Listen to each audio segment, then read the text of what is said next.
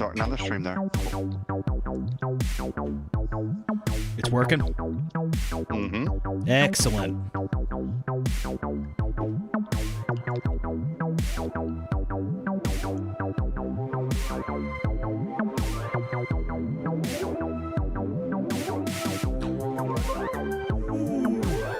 Get some people gathering.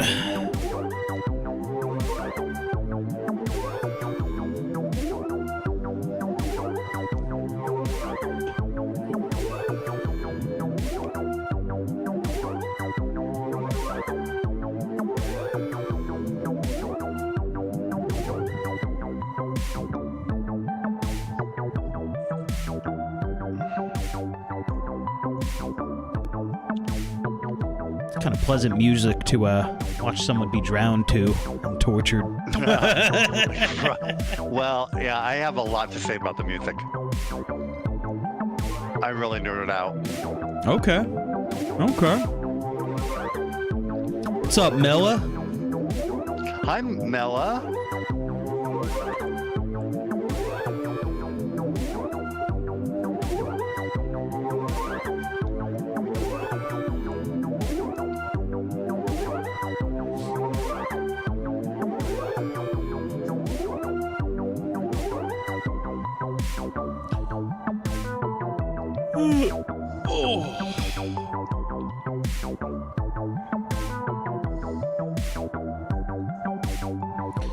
I am all beat up. So glad I don't have to work those 16-hour shifts anymore. Ugh. Oh, man.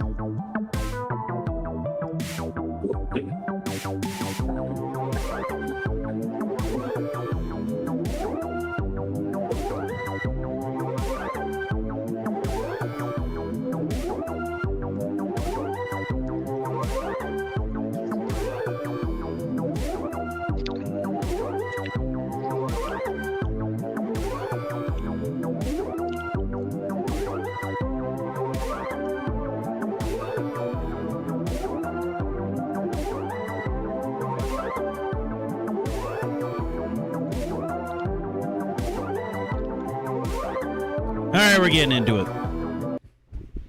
Welcome back, everyone, to the Monday Movie Night, Monday Movie Club Monday. Our movie of the week was Marathon Man. For those of you new to this, if you want to follow along on the movie of the week, we announce it on the channel, and we update a Telegram channel where all the movies are posted there. You don't got to worry about renting them from any Amazon or anything like that. You don't got to worry about having Netflix or any stupid subscription service like that. Go to Telegram, right? And there's a link on the channel bio. It's t.me/Monday Night Movie Club. Or you can just search for Monday Movie Club movies. Boom. It's that simple. You can watch them in the app. It's great. It's a great app. We love it. Decent video player on there, and you can just download it from the app too. It's pretty nice. Marathon Man from 1976 was the movie of the week, directed by John Schlesinger, written by William Goldman, starring Dustin Hoffman, Laurence Olivier, and Roy Scheider. If you're not familiar with Roy Scheider, it's the guy from Jaws. He was the sheriff. He was the shark hunter guy. Yeah. He was the guy out for revenge on the big shark. What is this movie about? So the short synopsis is the CIA and a Nazi death camp dentist chase a New York graduate student. It's a little more than that, though. And we're about to get into it. Once more, before we get into it, click the thumbs up. Click the thumbs up on the channel. Like it. Give me a like. You know you want to. Helps me out. In what way? I don't know yet. But it seems like a good thing to do. And also, in the second part of this show, we are going to be readdressing the great movie Wheel and rebuilding it. There's too many movies that I really want to talk about sooner, and I just don't think they're going to get picked. And I know our great panelists here probably have a similar situation. There's movies on the list they really want to get to, and for those of you in the audience watching, Mela, well, that's about it in there. Suzanne, don't worry, Suzanne, I got your movie on here. Your one movie. Think of what movie you'd want to talk about, and we'll throw it on the list and even put you in the panel for that movie. Yeah. Seems like a good idea. What could go wrong? So this movie, it's another older movie. And when I first watched it, man, I want to say like 8 years ago. It's hard for older movies to grab me. And I'm talking like anything before mid-'80s. Just the pacing was different. It didn't really... I gotta be, like, immediately grabbed, like, within, like, the first few minutes of a movie. And, but I'll tell you this, sitting through it, let it build up. It gets good. It gets really good. Even, like, 5-10 minutes into it, right? The movie opens up with that scene with the old German guy and the old Jewish guy in a road rage incident, which is like, I'm just rambling. Because honestly, I found this movie a little hard to come up with a lot to talk about it. I really did. And we'll all vote on that after this. Who wants to open up with their thing? I think we should go. I was gonna say we should go with Jason. He always has amazing takes. We should just. I should always ask that, but then just immediately cut to Jason. Jason. I can't help myself. All right. You got it, man.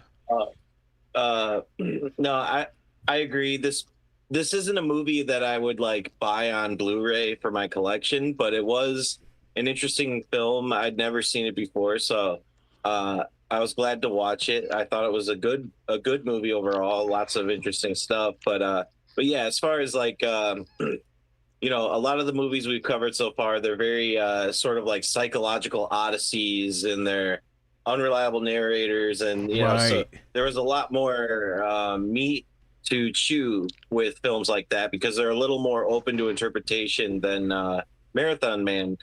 Marathon Man is pretty straightforward, there's not a lot of esotericism, but I did find certain things about it interesting, and I think if you read into themes and characters and mentions in the dialogue, you can sort of extrapolate toward narratives. So basically for me, this movie, so this came out in 1976, 200 years after the founding of America. So this is a bicentennial film, and the United States it's a very young nation. Young nations are often naive. And I think our main character is sort of an embodiment of the American spirit in the sense that he is young, idealistic, a little bit naive. He believes in pacifism. He's very intelligent. He's dealing with topics of history and things in his college work. And he's sort of confronted by this ugly underbelly of sort of old world, old nation, historical incompatibilities that sort of flood into his reality, and he has to grapple with them and like force a confrontation with his own beliefs in a sense. So that I'll leave that as my opening statement. I want to hear Josiah's thoughts, and then we can get into like scenes and aspects of the film. Right. And I want to throw out there real quick, I do agree. I agree. This is a good movie. There's it was paced very well. And yeah, it challenges that, young, naive, ambitious student and, runner and everything. But yeah, is it worth talking about? But anyway, Josiah. All right, yeah, thank you guys. And I'm in the same boat as kind of both of you, where like it's an interesting movie to look at. Would I have it on my top 100 list? I don't know where it would be there, but I did. There were a lot of things I really enjoyed about this time, and I found it really compelling because the movie, in some ways, is a kind of a conspiracy thriller turned kind of horror. And some of the things that I got out of it was that, like, Babe, the main character, moved from being somebody who like studied history at a kind of a safe distance to being someone embroiled in the effects of it, and I'm going to say there's a line in that movie that I say permeates the entire, I would say, fingerprint of the entire movie, and that is it safe? And I'm going to talk more about what is it safe means later. Certainly one of the pivotal scenes of the movie is it safe is repeated several times, but I think it's a really important phrase for us to look at in terms of within the whole fabric of the movie, what does that line mean? So I'm going to talk about that a lot tonight. I also want to talk about how William Goldman, who actually wrote Marathon Man, was also the one, I mean, believe it or not, wrote Princess Bride, and was the person who he wrote the screenplay for Misery, others like Butch Cassidy and Sundance Kid and other movies. And there's as much as you think like there's no relationship between Princess Bride and Marathon Man, there actually are some pretty staggering ones that, as I was thinking about it, are present in all of his work. So I want to kind of talk about those tonight. But for me, like, I think that ultimately, I look at this movie as when I would say what happens when intelligence and innocence and history kind of collide, and when a man who thought he understood what the world was suddenly discovers how unsafe it really is. And so I'm going to kind of end my statement with that after I told you I'm going to be talking about is it safe in parts of my statements tonight. And it's funny you say that, how sort of naive he is to all this stuff that could happen in the world and everything. But I mean, he wants to know more. You know what I mean? He wants to know about his father. He wants to know, more about what his brother does and everything. But I mean, what's his nickname? Babe. You know what I mean? He's he's a young, fresh mind. And you've got his brother Doc, who is well, I'm going to jump in with mine. I did some reading, right? So before I go on to a movie, I like to check TV tropes and look at that. And I was only on there for a couple seconds, and I noticed the trope.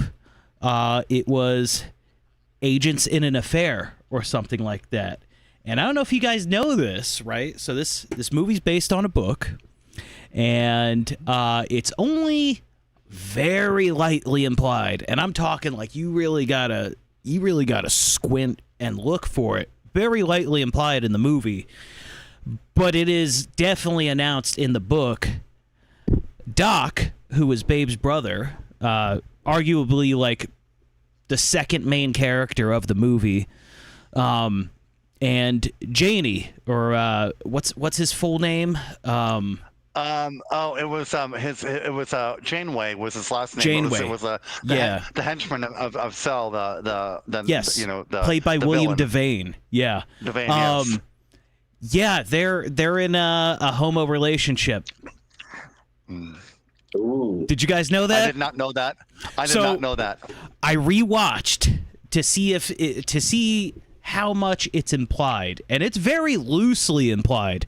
Interesting. If you don't really pick up on it, there's a conversation that happens when Doc gets to the hotel, and the first hotel after he's riding in the car. They're driving past the protesters for I don't know, climate change or some sort of crap like that. Pollution. Yeah, pollution. There we go.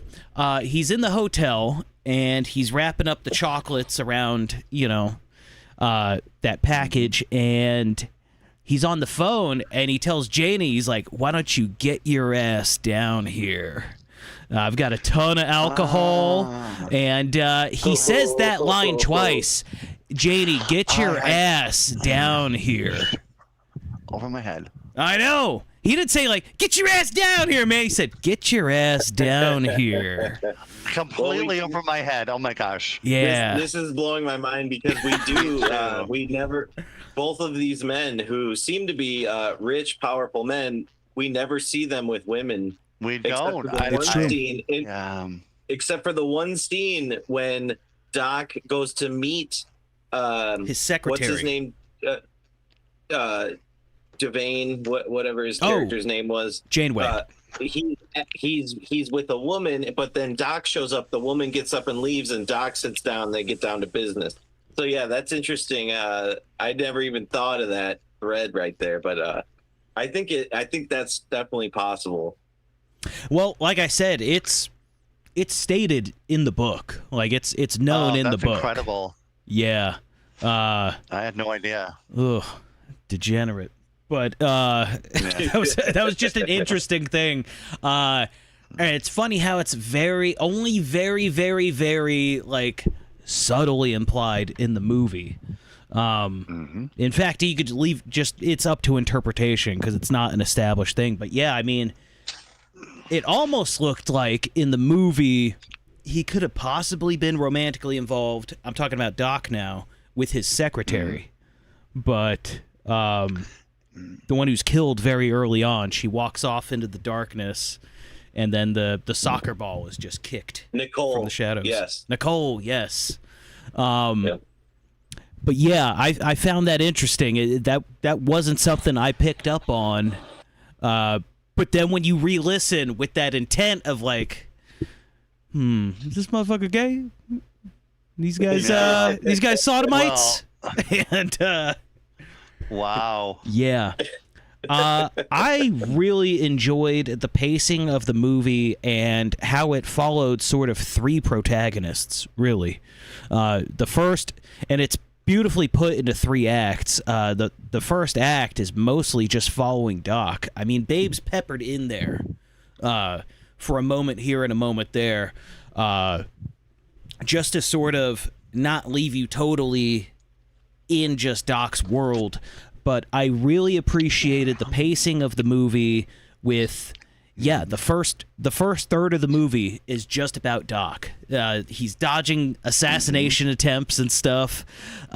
He's in the hotel room on the balcony and then stopping the guy with the garrote from, strangling him. And, I like what you're saying because that first act of the film, the first half hour or so, I didn't even know that Doc and Babe were brothers. I just thought this was two like totally disconnected storylines happening. Yeah. But I think that's interesting because it's juxtaposing these men are brothers, but they're so unlike with the other. Yes. And then only after Babe and Elsa, the shady woman in his life, are mugged by Zell's men, and he writes his brother that letter. Like, I can't, if I found these men, I could kill them. I never knew I could feel this way inside type thing. Right. And then his brother comes to his apartment, and that's when we learn they're brothers. And then it's kind of like, oh, okay. Like, because up until that point, I had no clue. I had no indication that was. There's no connection to them at all. I don't even think any of them mentions they have a brother, right?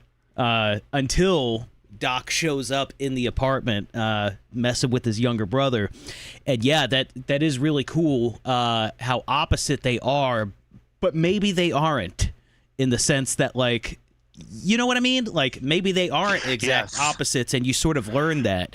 Babe stops being so naive. Babe, who doesn't even want to really own that gun that's in his drawer. He's against gun ownership and stuff. But towards the end, he's like, kind of need to keep this piece on me. And for the first time ever, I've got murderous intent for two people that just did me wrong and did my woman wrong too. Well, and all these things bring me to, like, what you're talking about there, bring me to a question I have that it's related to this.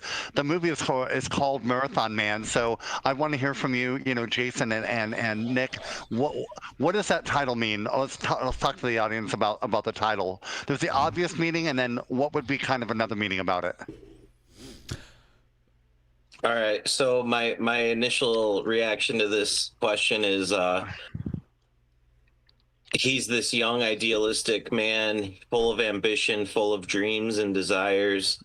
Uh and just like when you run a marathon, you start out full of energy, you start out fresh and good to go, well trained and prepared. But then as that marathon unfolds, you get to mile 10, mile 20, you're becoming more and more tired, you're more and more depleted, you're tapping into the more primal base willpower level of your being to fight through that last few miles to complete a marathon. So to me, that's kind of what I think.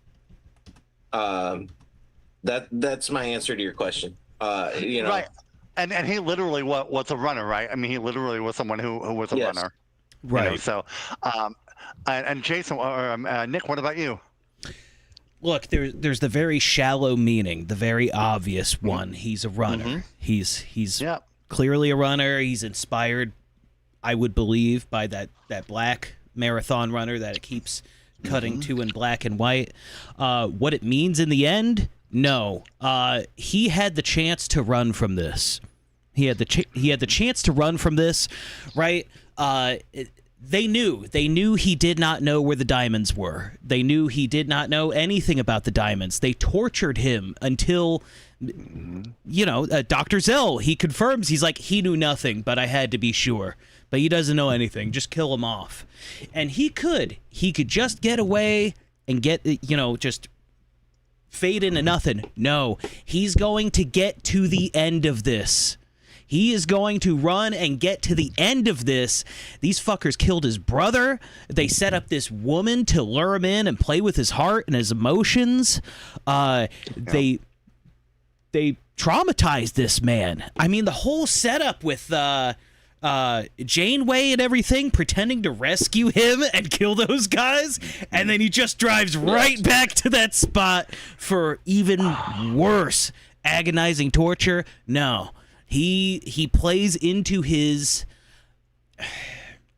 darker side, his side of, no, I actually have murderous intent, and you know what? I'm going to resist this evil by force, and I'm going to put these bastards down. And he does. Yeah, and Nick, I think you've hit the nail on the head there. And I look at like that title with exactly what you're talking about. He could have run. So Marathon Man could have been the metaphor for him running away. A marathon runner is always in that long run, the long haul. It's not the sprinter. It's not the person who does the 100-meter dash or 500-meter dash. Right. It's the one that's and we see him literally in that role in that epic chase scene when he's escaping from his captors. That's an incredible scene. Yes. But also what he endured and what you just described, I think is metaphorically a marathon runner. Like he until the end, he endured it all. He was there. He ran that race. He won that race at the end because as a marathon runner, he could endure it. And he says too. He says at the beginning when he's talking to Elsa, right? It's like, I messed up my ankle, but I still ran after you. And she's like, weren't you in pain? He's like, yeah, but you trained to ignore this pain. You learned to ignore this pain. And he is put through that agony. He's got his teeth drilled through. And you can even see as well, he doesn't want that pain numbed. He is challenging himself to get to the end of this. He's got his bottle of morphine or tincture or whatever, and he throws it on the ground. He's like, nah, I'm going to be sharp, and I'm going to ride this. I'm going to ride this out. Yeah. That's good stuff. I hadn't even thought about that. That's amazing. Yeah. Wow. Yeah. Yeah, once the guys pull up, right? So he's set up at the cabin with Elsa. Elsa says, "Oh, it's my it's a friend of mine from school. Her parents' cabin they never go to or anything." And he calls her out, which is something I want to get into as well, which one of my favorite scenes of this movie. But apologies. Go ahead and go there.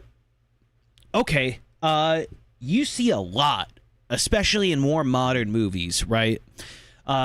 the guy is set up. The girl is not actually his girl.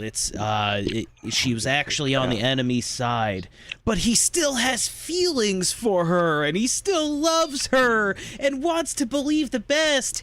No, this scene starts out when they pull up to the cabin, and he calls her out, and she might feel a certain way about him. He ain't having it.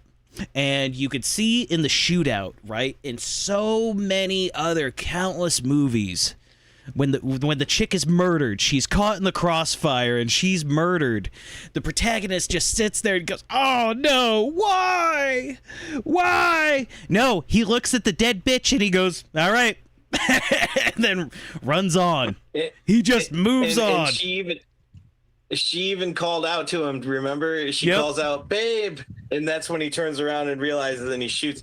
And at first, I forgot his name is Babe. Yes. So at first, I thought, "Whoa, wait, does she actually have feelings for him?" She's calling this guy Babe in this moment of like, kill or be killed. But then I was like, no, that's just his name, and and at that point, all the double crossing is so messy.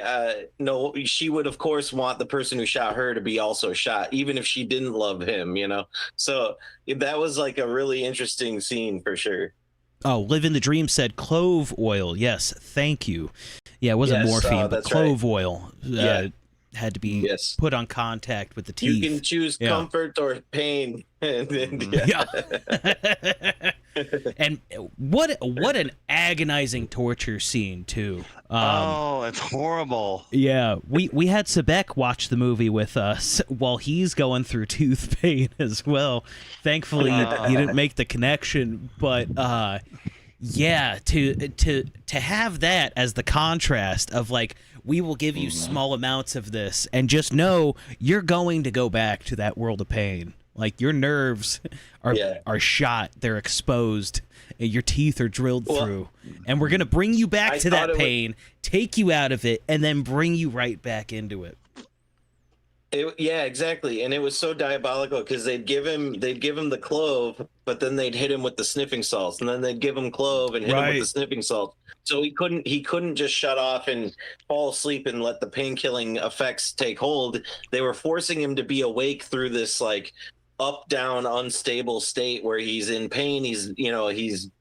I thought that was interesting. And also on Christian Zell, his name, I thought it was interesting. His name's Christian because I had this thought about another movie where there's a man named Christian who is in no way a Christian.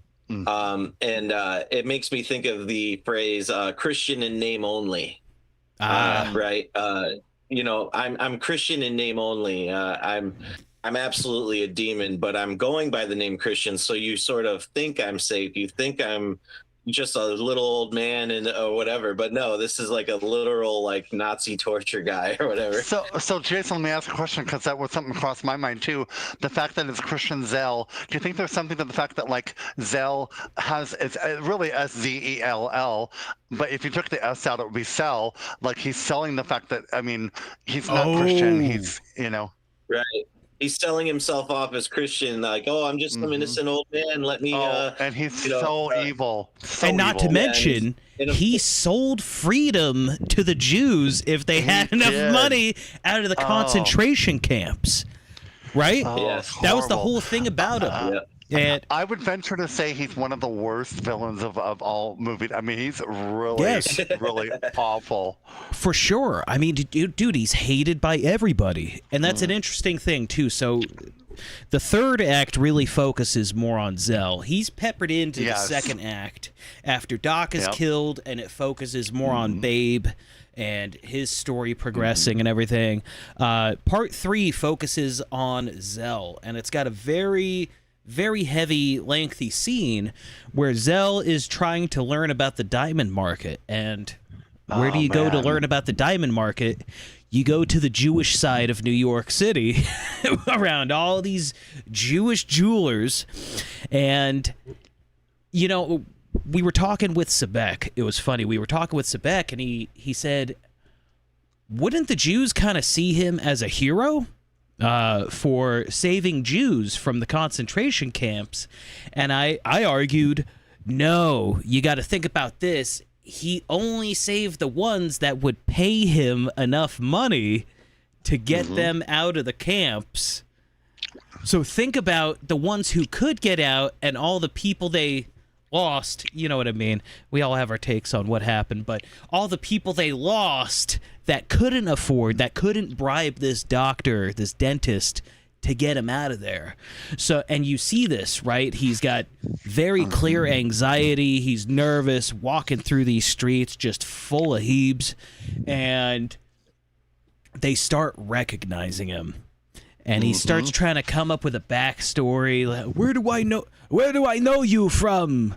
And he's got, maybe London. I had a antique shop, and he's looking at the what do you call it, the tattoo, the ID tattoo on the guy's wrist, and he's like, well, I gotta go. The 15,000's too steep, and people just start recognizing him, and they stop him. That's Zell. And you really see that Zell is not liked by anybody. Zell is the biggest scumbag in the world that would truly just sell you out. Sold everyone out. He sold out all the other Nazis at the camps for persecution. He sold freedom for the Jews. The man's despicable. Yeah, and the woman across the street, we don't even know her name. The lady who recognized him, and he kept calling and warning, get him, and she's running, and the impact he made on her. He heard that happening, and then it was like she, of course, wound up getting run over. But then I think the next guy that recognized him was behind him, and then he wound up having that blade come out, and he just like stabbed him and thought nothing of it and got into a cab. And it's like, it just told you like how he had no feeling, he was just a sociopath. And it was like, man, the thing about that scene, it brings me into what I think about the movie. So about the music in the movie is very when music is chosen, it's chosen in a very, very intentional way, and that's one of the scenes where it was the music is it's dissonant, it's kind of strings that are not harmonizing. Normally when you've got like a chase scene going on, one of the stars is the epic score by John Williams or Howard Shore or someone like that, but Small chose to do music that was pretty dissonant and disturbing, and brought you in a place like, oh man, this is like kicking myself in the stomach right now when the music does come in, because most of the time in the music in the movie, we don't get any music in the background. All you hear are like the people screaming or the cars honking, and it's like, I noticed at this time, the big time, like there's like almost no music throughout the movie, where most movies, like I would say about 80% has a musical score playing underneath it, and there's like light motifs and all that. And I was like, this time I was like, this is just about grunge, and the music you do get is either strings that are like off key or electronica, and I'm always very aware of what music is doing in a movie, and the fact that they scale back so much, and that scene especially, there was almost no music except when he stabbed the guy, and I believe there were very few moments where there was a little bit of music. And some of it, I wouldn't even call it music, and that's not to insult it. It's just additional sounds to really set the atmosphere. You've got too much example in modern movie where it's like, it's almost like you've got a montage that makes it a music video using this film. No. I think this was, I didn't look into it, but I would guess that this was just totally original, made for the movie. What little music you get, and it's perfect. Most of what you're hearing is the city. You're hearing footsteps. You're hearing exaggerated breathing. It's this movie really nailed it with that. It's so true. It's so true, Nick. Like, I mean, I was listening so closely this time because I'm a huge music nerd. I watch music breakdown videos all the time, and like it was like minors were used a lot, but they were dissonant, and they were like, every now and then you get like an ugly strings coming in there, and it's like, what would the mind here if you were on an LSD and an acid trip right now? What music was going through your head? I mean, it was crazy, but it came right at the spot where probably you should be the most knocked over, and in that scene that happened when the guy was stabbed, and it kind of remained a little bit after that, but mostly, and even in the scene where Babe was running from the henchman, music came in very little, and if it was any other modern movie, we would have so much orchestration happening that we still would say was going to win the Academy Award for best movie score. But the fact that they scaled back on this so much, it kind of brought it real, like, we're with you in this, and we know just as much about what's going on in the scene as Babe does, because we don't know Right. much more than he does, and I think that not having that music helped that. And I'm normally a person who's like, gosh, music is like one of the stars of it, and I felt like it was brilliant the way that Small, the composer, handled the music in this movie. That movie did a really good job of this too, of just showing you just enough in bits and pieces to where it's not very predictable at all. Especially with my favorite was, well, not my I would say my second favorite scene in the movie was Doc comes in. He comes into picture. He got the letter from Babe about being mugged, about how for the first time in his life he actually wants to inflict harm on those muggers. And he takes him and Elsa out to dinner. Or sorry, out to lunch at a really nice restaurant. And he's like, oh, so you said you're Swiss. Wow, that's great. What town? Really? I have a coworker that's from that town. I know. I heard it's known for its skiing. Do you know this instructor? And he goes, I made all that up. And it's like, whoa. Like, no, they did a really good job of just revealing small amounts here and there.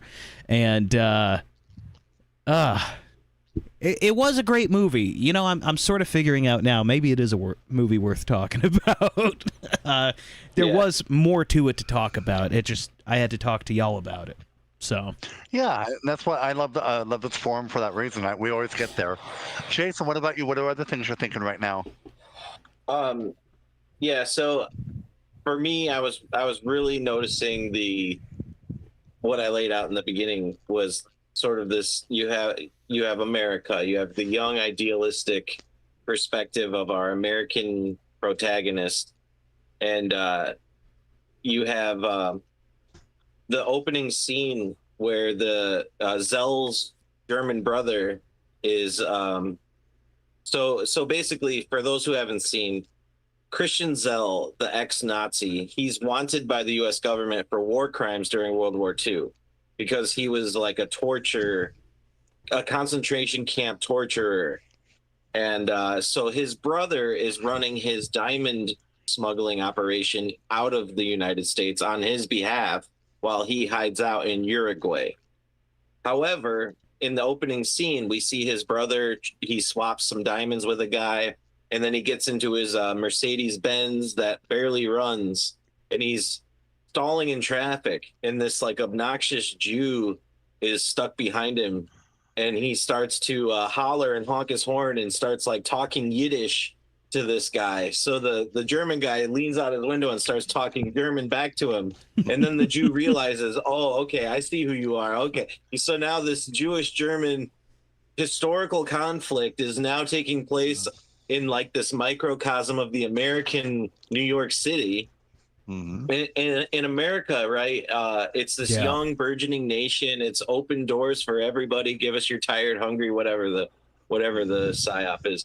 And so now all these people from all these nations that have existed long before the states were even a country, with their historical animosities toward each other, are now on our turf, and they're having their squabbles and fights still, even though they've left their home countries. They should have left all that trash behind and assimilated to American culture. But no, The Germans are still German. The Jews are still Jews, and they're all in New York, and now they're fighting in New York.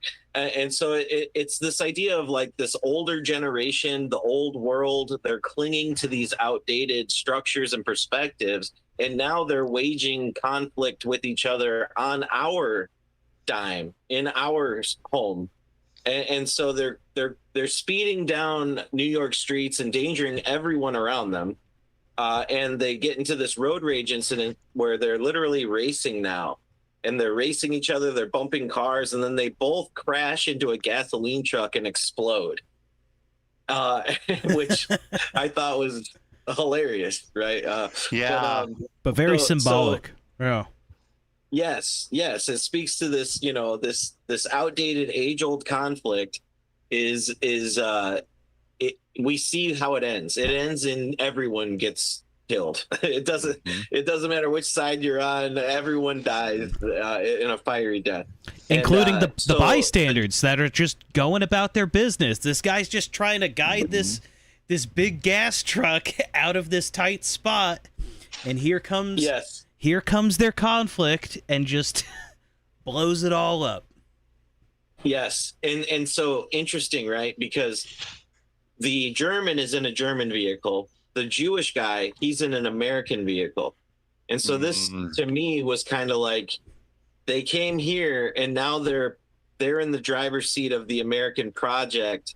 They're using the country of the United States as sort of their vehicle, right? Because look what we did for them in World War II. Look what we do for them now with Israel. Look what, so I thought that was interesting. But so now that Zell's brother is dead, Zell has to come out of hiding and come to the U.S. himself to deal with this diamond thing that his brother was handling for him, but now he has to step in himself.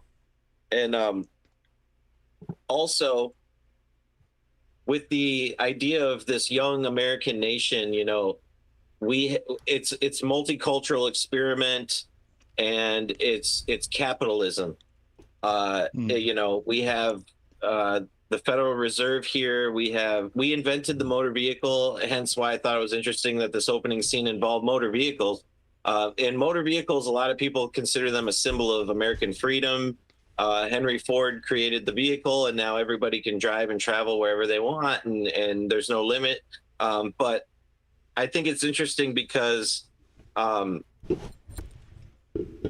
don't know how familiar you guys are with Ted Kaczynski's writings. Oh, totally. Yes. Pretty familiar. Yeah. But he did not like the vehicle. He did not view it as a symbol of freedom. In fact, he viewed it as a symbol of enslavement because his perspective was very interesting. He spoke about how towns and cities used to be laid out in a way where people could walk within walking distance to their employment, to recreation, to stores for necessities, etc. And human locomotion, walking, you are free to move at your own pace. And it requires no license. It requires no insurance. It requires no, maintaining your taillights and blinkers, or you'll get a ticket, right? And so he saw the industrialization of America as a severe problem for the human condition. Because now, I'm sure most people would agree, and it's probably the case, your employment, you can't walk there. You have to own a car. Right. You have to drive to your employment. Recreation, anything. Now everything is laid out according to the assumption that everyone has a vehicle. And if you don't, well then sorry, bud, you're just going to fall behind the wayside. Because progress, it's just this overarching theme of progress. And that's why I love sort of the historical narratives being brought into the new American experimental era, and industrialization, capitalism. All these things are sort of all part of the melting pot mixture, where now we're seeing old world people with new world people. We're seeing automobile people with walking people, because you have the protesters.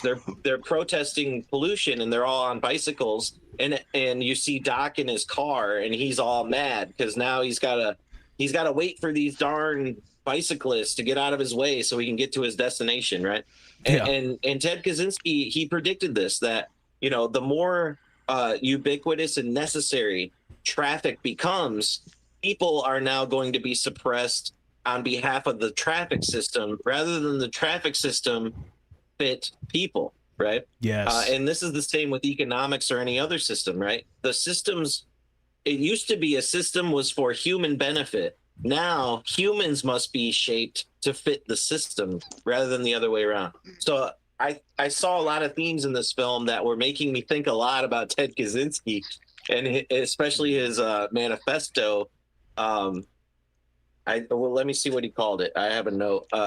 He called his manifesto "Industrial Society and Its Future," and he was basically saying, you know, industrial technologies, automobiles, capitalism, airlines, all of our modern technologies, their internet, etc.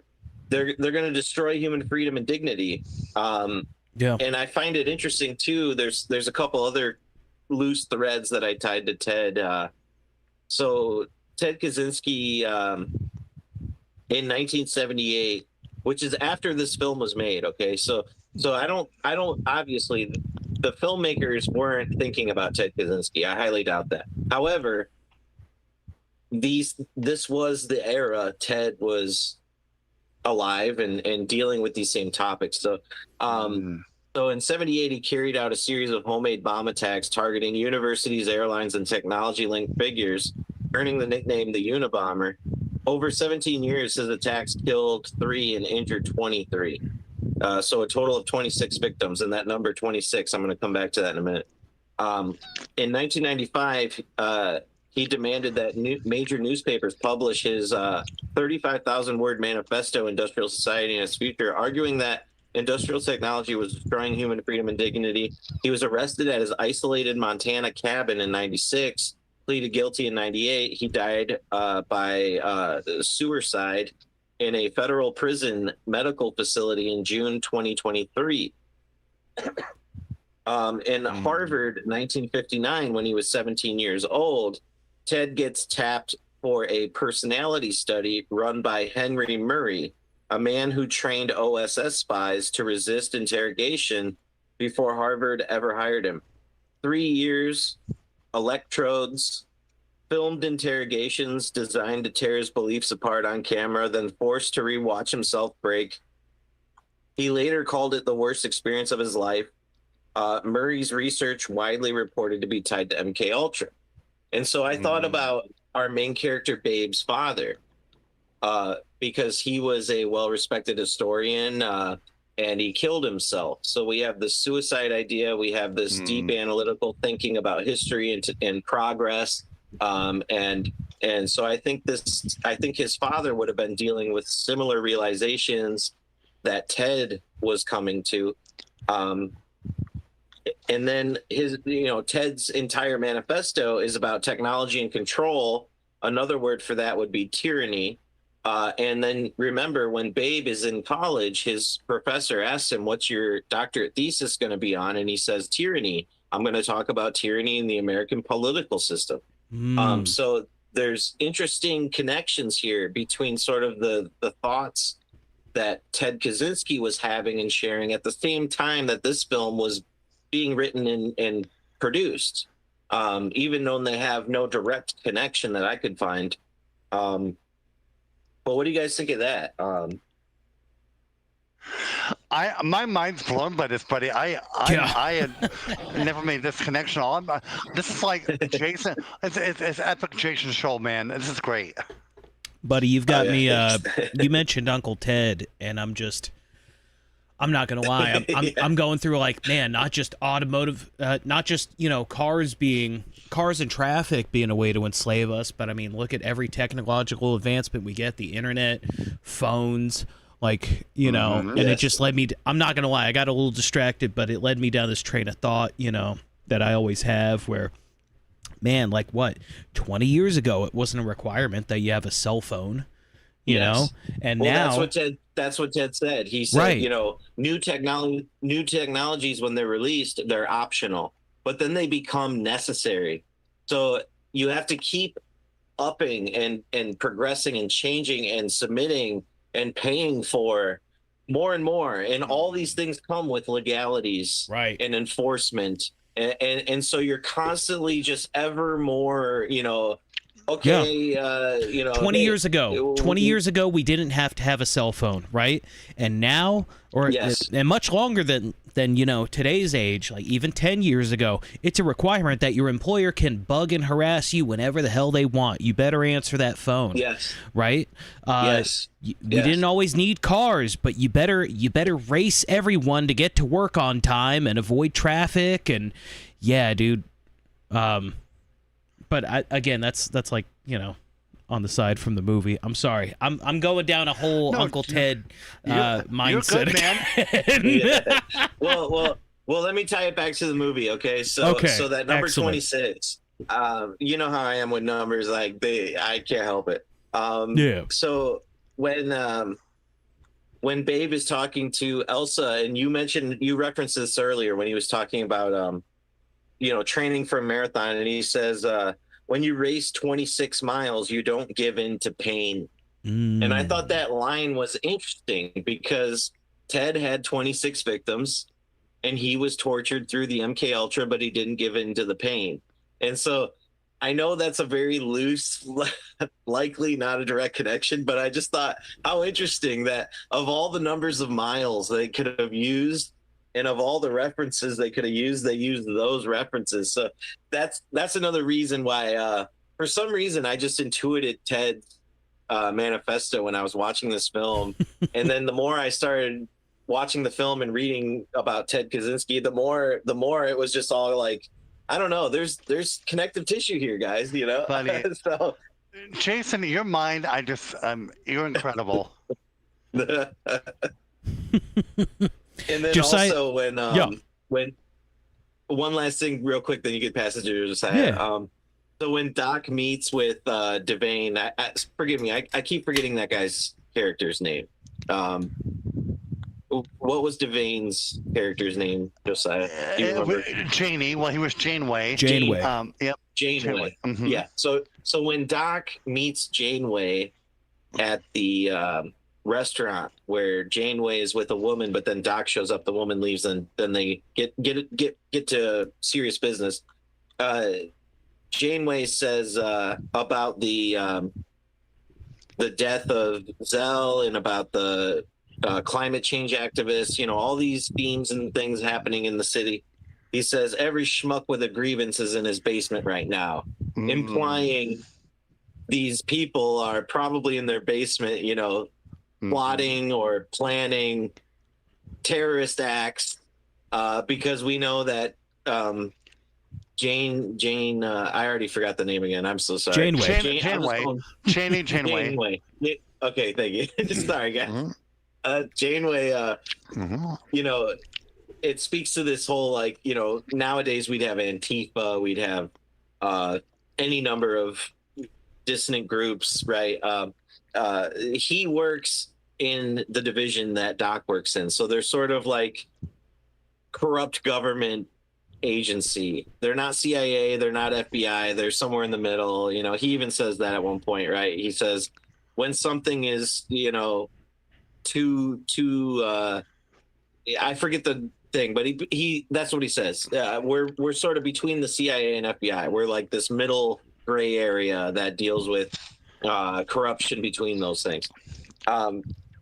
So I thought it was interesting that they made that reference to sort of, people being driven to an extreme. They see the reality of it being built up around them. They see the tyranny, they see the structures, and they don't like it. Therefore, they're going to go down into their basements. They're going to, maybe they learn how to make a pipe bomb. Maybe they plot a pew pew event, right? And so all these themes are in this film. They're just like hardly talked about or touched on. They're very quick and they're in the dialogue. So that's why I was drawing these connections, Yeah, no, man, I'm so captivated by this. Goodness. I am too. It's stuff I didn't think about. Josiah, you mentioned in the chat, audience, is it PL? I don't know what that means. If I Need out Okay, it on was supposed to be common. okay. Oh, okay. Nerd out. I say go my for my it. typing. Go for it. Nerd Okay, out. well, It guys, already so smells like nerd I in here. Come on. Yeah, yeah, yeah. it smells so bad, like Let me get guys. my So gas mask. I was, yeah, get your gas mask. You're gonna need it right now. So I was looking at the William Goldman stories that I know about, and obviously they're Princess Bride. I cannot think of anything on the surface as different from Marathon Man as Princess Bride. Butch Cassidy, the Sundance Kid, Misery. Even though Stephen King wrote the book, he actually wrote the screenplay for the movie, and then a movie called All the President's Men, which was and a book, which was about the Watergate hearings. And I first I was like, okay, there was a horrific torture scene in Marathon Man, and there was in Princess Bride. And Misery, you can't watch Misery without being horrified and have to like look away at the things that happened to Paul in Misery. And so the thing that I saw that was really connected in all of those is that somebody endured this incredible torture, and yet it was their intelligence that was taking like the long plan, not like how can I get out of this immediately, but what can I as a marathon runner do to get out of this in the long haul and escape. And we saw how intelligence kind of won out in even in Butch Cassidy and in All the President's Men as well. Although there was not torture involved in those, but a big theme in Goldman, from what I've seen, is kind of this relationship between you're going through a really difficult situation and you have to fight this, not necessarily with brute force, even though certainly at the end of Marathon Man, they left him no choice. But still, there was this kind of intelligent thing that he thought out of the choice that he gave Zell at the end, and it's that whole thing of maybe intelligence is powerful. It doesn't make you safe, but if you play your cards right, if you do it correctly, you're going to escape at the end. And the other thing I felt like was common among all of Goldman works was that there's this like underbelly. There's this world beneath the world that's obvious. There's this world that's beneath the world, of a college graduate who's, a runner and has a history major and has this surface world there. And then there's this other world below it that he didn't know about. And certainly that was the case in the fairy tale world of Princess Bride and Misery with, you got your biggest fan here and your biggest fan is going to, obviously what would you expect from your biggest fan? You're going to get the best treatment on earth, except no, the biggest fan's going to put you to the biggest horror of your life. So I felt those as like really intriguing similarities between the Goldman works, and it led me to that question I asked you at the beginning of at one of the most pivotal moments of the movie where Babe is tortured by Zell. He keeps asking, "Is it safe?" Now that's Yes. within that scene. It's important, but I think that phrase of "Is it safe?" is resonant through all of the Goldman works, and I think certainly within, if we just look at Marathon Man, I don't think it's just confined to that scene. I think the whole movie is about, is it safe? Is it safe? And if we look throughout kind of the whole zeitgeist around them, I think that question kind of permeates. Interesting. So, I've got thoughts here. Yeah, of course. The phrase "is it safe" strikes me as a very anti-American phrase because we believe in freedom, dangerous freedom over safe tyranny. And this film is obviously dealing with these themes throughout, but also on the Goldman and the sort of the connected themes through his films. The phrase "is it safe," ironically spoken by an ex-Nazi in this film. However, I see that as a very Jewish phrase. I haven't seen all of Goldman's films, but I've seen 3 or 4, and all of them contained very annoying archetypes regarding the 10th letter of the alphabet people. Oh man. And so to me, like, this paranoia about safety. Meanwhile, they're just unhinged, crazy death cult. is like Mm-hmm. it's this bizarre projection, right? Like, oh, are you safe? Because don't trigger my taste axe. Oh man. I My don't want to have to Tay-Six. genocide you now. I don't want to have to genocide you. You Yeah. know, you're genociding me. Meanwhile, I'm genociding you. You know, it's like this crazy Mm. unhinged projection or whatever. But I don't know. Those are my. I don't know. Maybe those are low tier thoughts on that, No, but that's where no, my mind went. you're never low tier, man. What are you talking about? Low tier and Jason Shoulder not go in the same sentence. No, thanks, man. Yeah. What other movies Um, is Goldman famous for besides you said it was Princess Bride? I know he did Princess Butch Bride. Cassidy. Yeah, and then the sequel to it, also one called All the President's Men, and he actually did write the screenplay for Misery. Um, Okay, and so, that's right. and Yeah. when you look at the movie Misery, the book they're similar, but he definitely like. When I was thinking about it, I got some help from AI in this too. But when I was looking at it, I was like, man, I do see that that's kind of a common theme. So there were other Yeah. movies I didn't see those. I've not watched those, but I'd be interested to kind of look at his whole body of work and see if those themes kind of remain there. A Because common it was theme of interesting to me, like, torture, agony, and just yeah. testing the human limit and breaking Well, point. and you going like you saying like I'm playing the long game and enduring more than you thought. I mean, just as horrifying in Marathon Man, and you know him having the dental work without Novocaine. The scene with Wesley in Princess Bride is just as horrifying. You know, and there can also be something said about like somebody who's maybe simple, somebody who is would not be expected to be in that world. Certainly, the college graduate who never knew that his brother was embroiled in this big plot that he was in. You know, Doc and his brother, you know, Roy Scheider, and Wesley and Princess Bride was a farm boy, you know, and so I think there's a way in which like there's this simple person that gets involved in the dark underbelly of something, and the innocence is tested in that. Yeah. So I think that's also a common kind of Goldman theme there. I love it. Well, there's a few things that touch to this overarching theme in Marathon Man.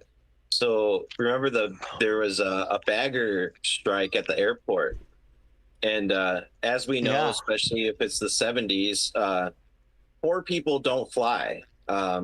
Yeah. You know, I don't know what flying cost back then, but I assume it was something sort of for the middle class and the wealthy. Yeah. And typically the poor working class are the people doing the bagging and the security and etc.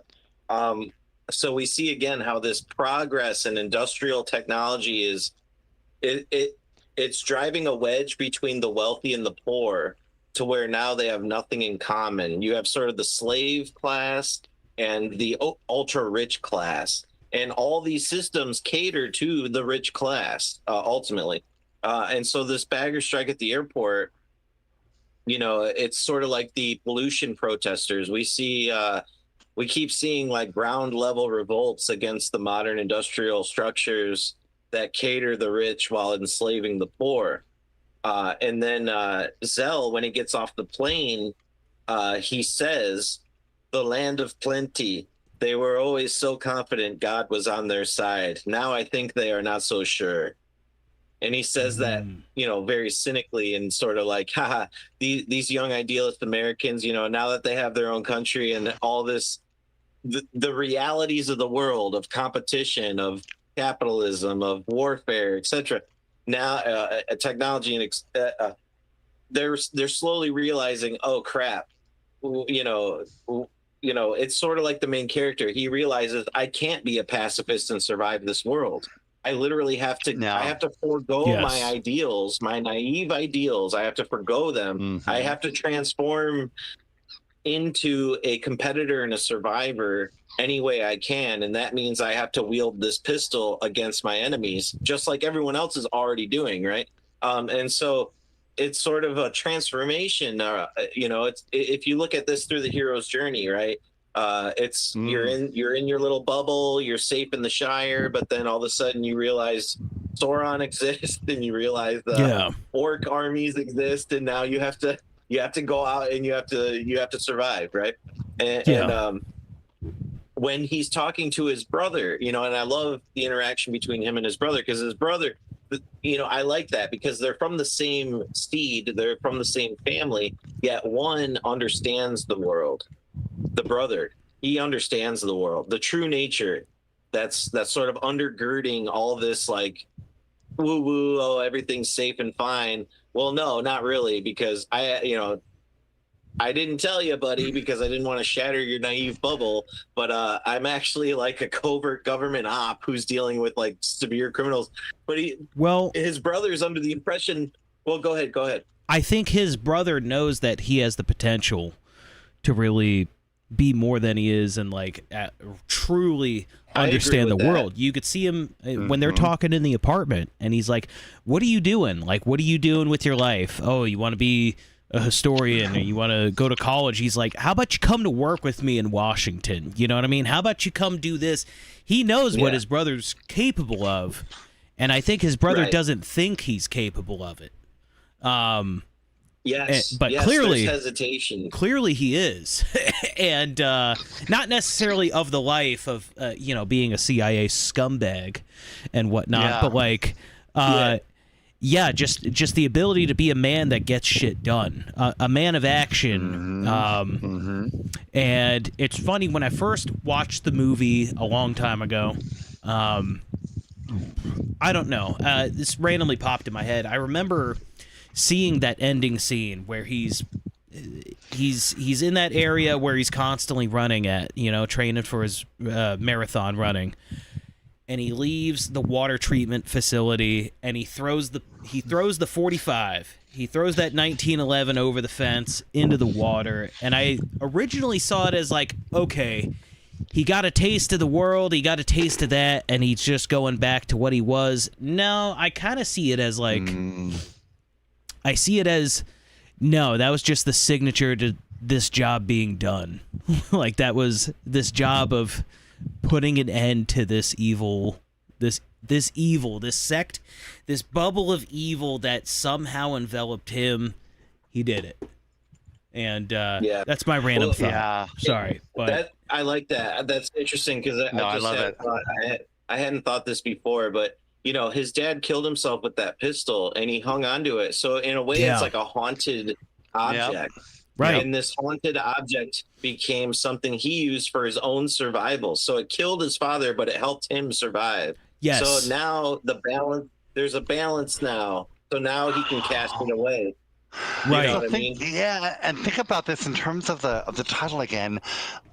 He spent so much time running away from what happened with his father. That was a big part of Babe's story, backstory in a way.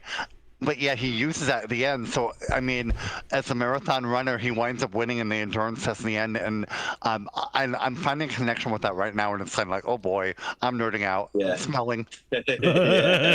We reek. Well, we reek of nerd. So on what we were talking about before the pistol part, when him and his brother are in the apartment, and his brother is still sort of, fronting a little bit with him. He's like, yo, the oil business is always good. And his brother says, just a bunch of goddamn polluters and thieves. And his brother says, well, it's a crazy world, and any way you can skin it is your business. And I thought that speaks to this clash of worldview between the naive young brother and the older brother, who sort of he's already come to grips with the cynical nature of reality, and he's competing and thriving in it. And he sees his brother living in total squalor and obscurity. And he's sort of like, look, man, I'm sorry to break it to you, but you have to grow up a little bit. Like, this world, the momentum of the world is larger than your ideals. You're going to die in squalor clinging to ideals. So I thought it was interesting, because I think both brothers have a valid perspective. I think we would all agree with that. They both have a valid perspective. And so the truth is somewhere in the middle. If only they could achieve a balance of the two. Like, be Yeah. the cynical monster, but live in a world where it's not necessary, Right. Yeah. It's not just squalor and poverty, but it's like filth. Like he just doesn't even see the importance of washing his glasses. I mean, how embarrassed would you be if someone came to visit you and it's like he says, "Hey, grab us a couple glasses. We're going to drink this really expensive champagne," and he gives you like this glass that he drank a milkshake out of a week ago and it's still stained on. He's like, "Here you go." And he's got no shame about it. I don't know.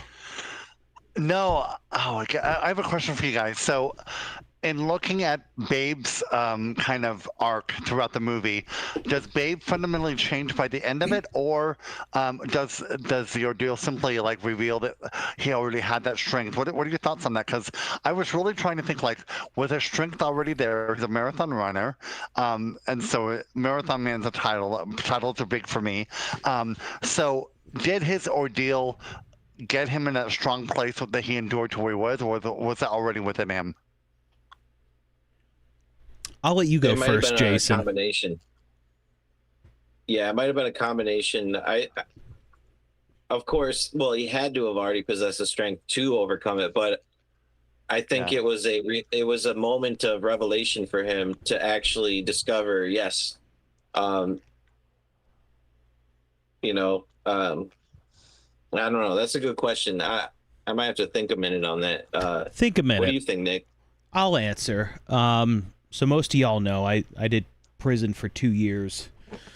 And I actually prayed to God for it because I knew it was a survivable ordeal that would make me the best version of myself. Not necessarily someone different, but just the best version of me. And I don't think he necessarily changed.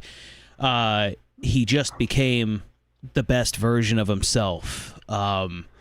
Through I think you're right. Through an ordeal. He went through something that put a shock to his system. It challenged his thoughts, his beliefs, what he stands for, what he could tolerate.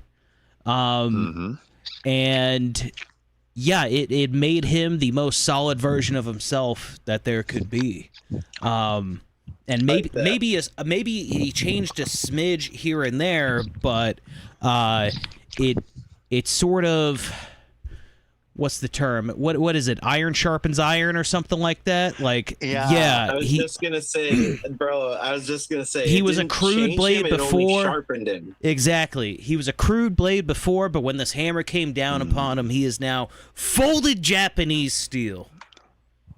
Yes, so Nick, from what I'm hearing you say, and I think it's important. I think this is really good for the whole movie. You feel like the Babe we saw at the beginning, what was in him was the same Babe at the end, but the experiences helped him to realize that more. But that was always there. It was a Babe that. The Babe at the beginning was a Babe that was just all ideas and never really challenged on it. Even though like he's clearly someone that is up for challenge, he just hadn't been present. I mean, he runs for fun. He pushes his body to the limits for fun. And ignores pain. I mean, that's what a marathon. That's what a long distance runner is. It's what is your pain tolerance? How far can you push your body through pain? But the experience pushed that to the extreme, and what he really stands for as a man. You know what I mean? Like, are you a force of course. I bring it back to Ilian's novel, great philosophy book, On Resistance to Force by Evil. And it's like, sure, you could be against evil and greed and awful things in this world, but what are you going to do about it? And this evil killed his brother. It put him through agony. It played with his heart and emotions, and it threatened to not just kill him, but torture him and just agonize him. And a horrible way. Yeah, no. Instead of running away, he ran to get to the end of it. Gosh, I'm liking this movie a lot more than I did before. Yeah. Gosh. Wow. It's a good one. It's a good one. So, Nick, I know earlier you were saying said something that you were going to talk about the acting. Talk about the acting, and who do you think was like Well, the best acting, and what do you think the acting did for the movie? so best acting, man. Doc was pretty plain through it, except for Yeah. the agonizing death scene at the end, where, Yeah. but you don't really see that. You just see the ending results where he's pale and collapses on the floor in death. I thought the casting was really good. I think William Devane has this incredible expression on his face where and this sort of ties back to the role of the menacing music and the theme of a movie. Like, he has such a genuine jolly grin. You know what I mean? The man looks like he could be your grandpa. Like, look at a picture of him now. Like, he looks like a jolly grandpa. And you really don't know what to expect out of like a grin like that. It could be seen as menacing. It could be seen as just genuine and jolly. Now, I feel like I just kind of shit on Roy Scheider's performance, but he did a good job. It was great. He portrayed confidence, but he portrayed like real fear, especially when I forget where he's leaving specifically, but it's night out and there's a bunch of stone pillars everywhere. And Nicole sees him, his secretary, and he goes, keep walking. And like he alerts her, and she walks into the darkness, and you never see her again. You just see the soccer ball come back. Yes. And you see real fear out of him. And you have seen it too. You've seen both confidence and fear out of other performances of his, like Jaws. You know what I mean? He gets a little bit cocky at times in Jaws, but he's put in check and he's humbled. And you could see that expression of fear on his face. Zell, you can see that on him as well. What's the actor's name? Laurence Olivier. Laurence Olivier. You could see it on him as well, especially in the scene where he's in New York City in the Jewish jewelry district. Yes. Oh, man. And his anxiety there, just rushing to get to the answer of how much are these diamonds worth. And they're constantly trying to, jay him down on price, and he can't get a clear-cut answer on what any price is. Yeah. And the fear of him walking to the crowd before he finally, slices the guy's throat and hops in the cab. What a scene! What a scene! But I think the best acting was definitely out of our main protagonist, Dustin Hoffman, Babe. That's Hoffman. Yeah. You see a large range of crippling fear, and then fear, but I'm gonna fucking act on this. And that's where his character transforms. It's fear. Fear, am I going to be crippled by this? Am I going to run? Or fear, I'm still terrified and I'm going to face this head on. And the contrast to that you see, I mean, it's his brother's death, dying in his arms, and then later when he's in the tub and he's naked in the bathroom, and what he's got like a 1 foot by 2 foot locked window he can't get out of, and he's lashing out at it, just trying to get out of there. Meanwhile, the two henchmen are on the other side of the door and they're just chiseling away the door frame. I thought that was incredible as well, but that's more on the directorial approach. But you see Dustin Hoffman's character, Babe, he goes from that crippling fear to like, the worst has been done to me. I have experienced the worst, and now I'm ready to confront evil. And no, Dustin Hoffman killed it in this role. This is my favorite Dustin Hoffman film. I love it. I love it. That's beautiful. Yeah. What about you? What about you, Jason? Yeah, I agree. Dustin Hoffman was the best in my opinion, and I really liked the two scenes where he's sort of observing others and he's having an internal realization, but he's sort of keeping it to himself and just sort of like when he's in class and the teacher gives a quote and then he asks the class, who, can you tell me who that quote's from? And he knew the answer and he wrote it on his notebook, but he didn't say anything.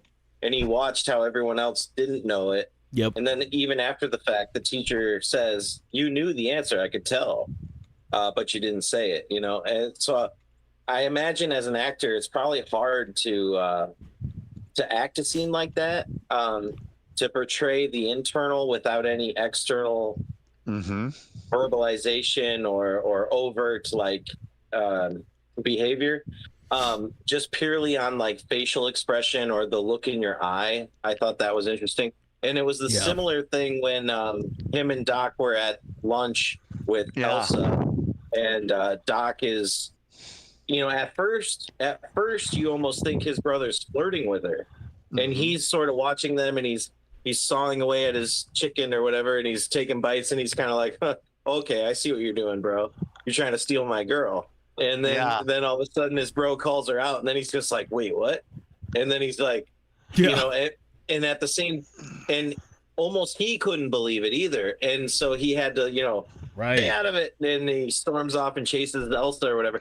But I think he knew deep down, like, wow, my brother, he has skills, and he has a lifestyle that has taught him these skills, and he just saved me in a way, right? So to me, those two scenes were like very subtle, but very, I thought, great acting. Incredible. I agree, and I think he portrays such a great actor. Sorry, go ahead. No, go ahead. No, go ahead. I was just saying, like, the range he portrays of just like rawness in this, you know what I mean? He goes from being sly, like hitting on this girl, to confusion at the lunch scene, the pain, the fear, and not to mention the fear. Great scene after William Devane rescues him and drives him right back to that same place he rescued him from. And he goes, you killed them! You killed them! You killed them! And they're pulling him out of the car. And, man. Yeah, that was good.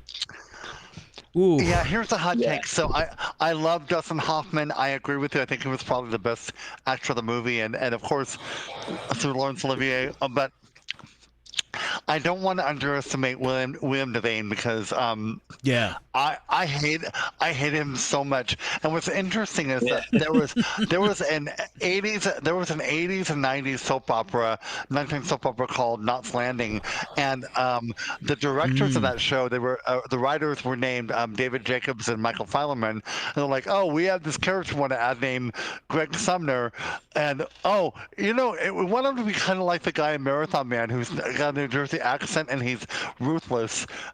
Well, we want him to be like that. Oh, that was William Devane. Let's hire him. So the character of Greg Sumner in Knots Landing, which was a 9-time sub, was based on him.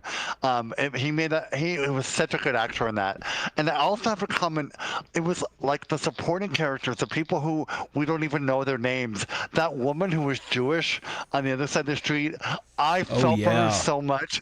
She was such a great actress, and the guy that got stabbed. I mean, I was like, these people, like, we don't know them, but I was in that moment, like, these are real people, and I hate this guy so much, And so that's what I appreciate about the casting of the movie. They got people who really were such incredible actors, and we have no idea what the character names were or what their actors' names were. We know the main ones, but the supporting actors in that movie were incredible. Right. I don't see any bad casting choices in this movie. Nope, not at all. Not at all. Everyone killed it. William Devane, perfect, hateable scumbag, traitor, closeted homosexual.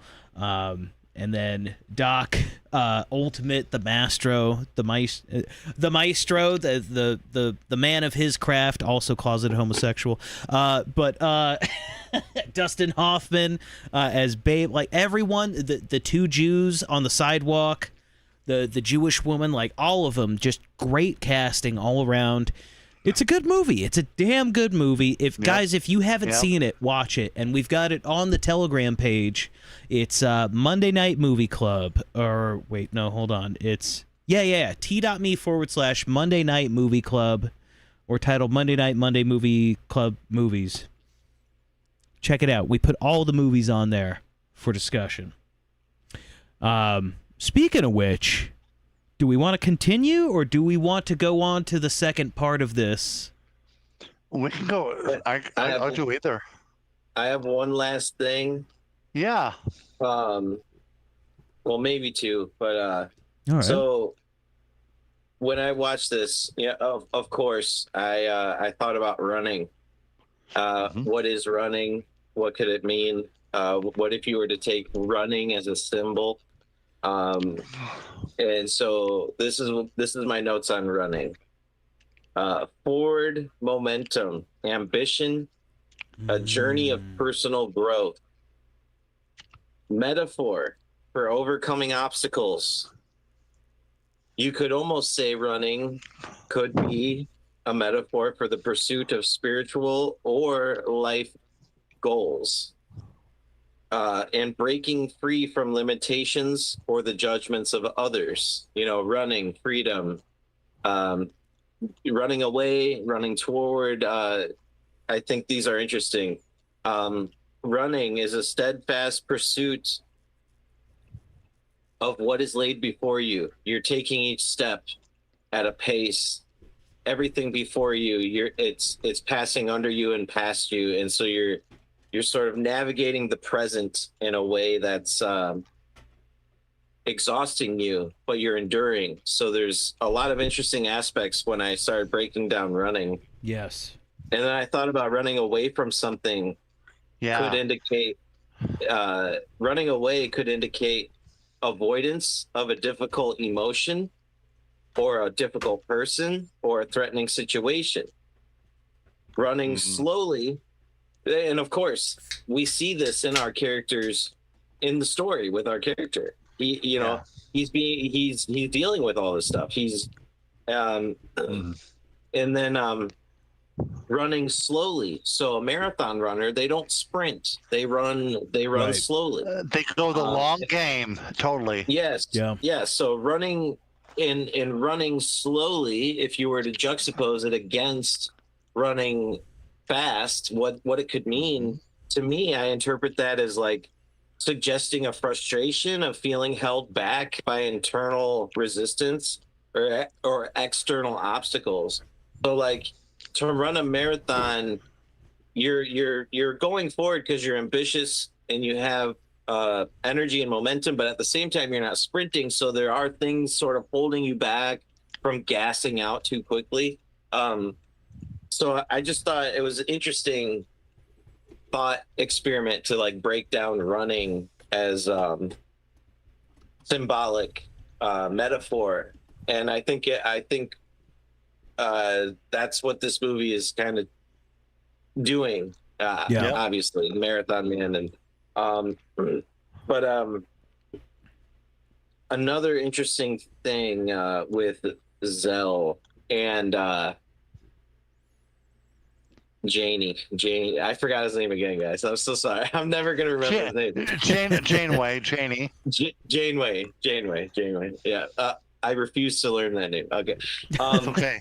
When Zell is done torturing our main character, and then he's walking past Janeway's office, and Janeway calls him in and sort of says, like, "Okay, buddy, you didn't get any info out of him. You're kind of a liability."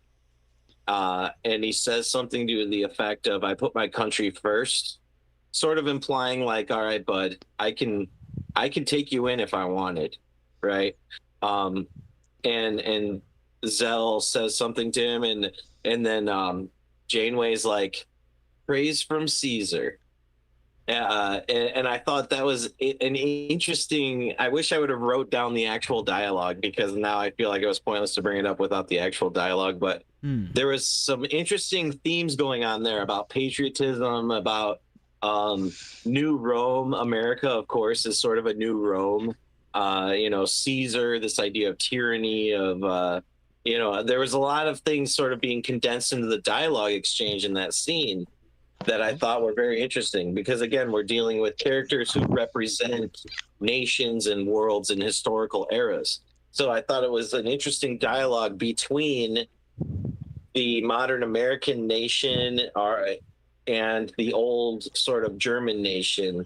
And it's like, you're only allowed to do this because I'm facilitating your allowance to do this, buddy. We're the new kid on the block. I could take you in right now, So I thought it was super interesting, right? Because Zell, he's this hardened, old school juggernaut Nazi torturer, king of the world in World War II. But now that he's a war criminal because they lost the war and the new kids are in charge, well, now he's only being permitted to do this because we allow it. So I thought it was just like a fantastic, it's only like a 2-minute scene, but it's the dialogue exchange in that scene is just like, wow. It's epic. Yeah. I know.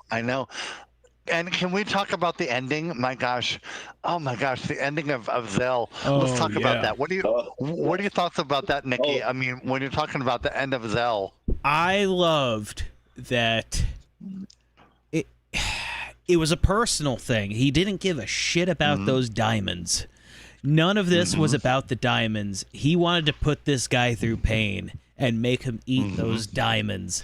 And he's got the water. They're standing on this grate, this grated sort of, you know what I mean, this grated platform in a water treatment plant. Yes. And he's grabbing fistfuls of these diamonds and just throwing them at him. He's like, eat them! Yeah. Let's go! And he doesn't care about anything. He wants to put this guy through pain, and he's going to shoot him eventually. He's going to shoot him, you know what I mean? And he doesn't. He tricks him into falling down the stairs, but still, he's not going to let him live. He just wants to humiliate him and put him through just grueling pain. Just a fraction of what Zell had put him through. But it's almost like he had already won before he died, but he didn't. You know what I mean? He's like, no. You're gonna experience hell before you get sent to hell, buddy. And and anyone who didn't watch it, we're spoiling it, but you got to see that ending. It's epic. Jason, what are you saying? I loved how it's taking place in a water treatment facility, so AKA sewage.